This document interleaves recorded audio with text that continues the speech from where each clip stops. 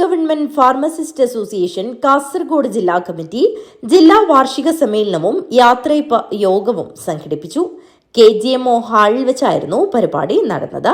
സംസ്ഥാന general secretary Abhilash Jayaram ഉദ്ഘാടനം നിർവഹിച്ചു.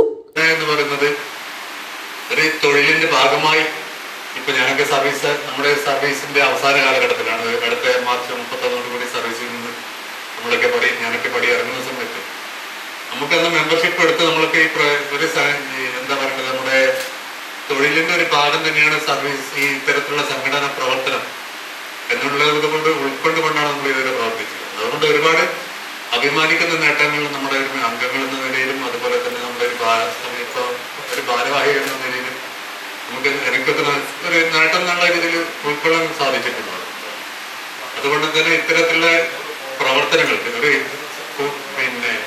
നമ്മുടെ തൊഴിൽ മേഖലകൾ നേരിടുന്ന പ്രശ്നങ്ങൾ, അത് വേതന വ്യവസ്ഥകളിലായാലും ശരി, നമ്മുടെ ദൈനംദിന തൊഴിലായിട്ട് ബന്ധപ്പെട്ട എല്ലാ വിഷയങ്ങളും അഡ്രസ്സ് ചെയ്യാൻ നമുക്ക് കേരള ഗവൺമെന്റ് ഫാർമസിസ്റ്റുമാരെ സംബന്ധിച്ചിടത്തോളം എപ്പോഴും കേരള ഗവൺമെന്റ് ഫാർമസി അസോസിയേഷൻ മാത്രമേ ഉണ്ടായിട്ടുള്ളൂ എന്നുള്ള ഒരു ഓർമ്മപ്പെടുത്തൽ കൂടി ഞാൻ ഈ അവസരം ഉപയോഗിക്കുകയാണ്.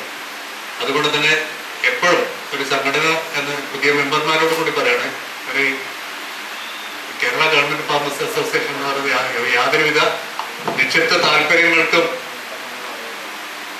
വലിയ പ്രാധാന്യം കൊടുക്കാതെ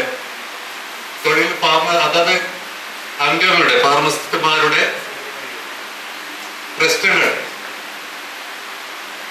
അഡ്രസ് ചെയ്യേണ്ട സ്ഥലത്ത് അവതരിപ്പിക്കുവാനും അത് എങ്ങനെ പോരായ്മകൾ പരിഹരിച്ചുകൊണ്ട് നല്ല രീതിയിലുള്ള ഒരു വേതന വ്യവസ്ഥ ഫാർമസിസ്റ്റുമാർക്ക് നേടിയെടുക്കുവാൻ വേണ്ടി പ്രയത്നിച്ചു കൊണ്ടിരിക്കുന്ന ഒരു സംഘടന എന്ന് മാത്രം ഓർമ്മിപ്പിച്ചുകൊണ്ട്, ഇനി നമ്മളിപ്പോ പറഞ്ഞു നേരത്തെ സെക്രട്ടറി ആവുക വൈസ് പ്രസിഡന്റ് ബിജീഷ് സി അധ്യക്ഷത വഹിച്ചു.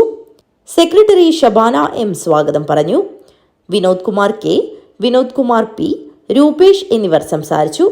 രാജീവൻ MV നന്ദി അർപ്പിച്ച് സംസാരിച്ചു. തുടർന്ന് നടന്ന പ്രതിനിധി സമ്മേളനത്തിൽ സംസ്ഥാന കമ്മിറ്റിയുടെ പ്രവർത്തന റിപ്പോർട്ട് അഭിലാഷ് ജയറാം അവതരിപ്പിച്ചു. ജില്ലാ പ്രവർത്തന റിപ്പോർട്ട് ഷബാന M-ഉം വരവ് ചെലവ് കണക്ക് അബ്ദുൾ നാസറും അവതരിപ്പിച്ചു. സർവീസിൽ നിന്നും വിരമിച്ചവർക്കുള്ള യാത്രയപ്പും നടന്നു. ചടങ്ങിൽ വെച്ച് പുതിയ ഭാരവാഹികളെ തെരഞ്ഞെടുത്തു. News bureau, Kanhangad.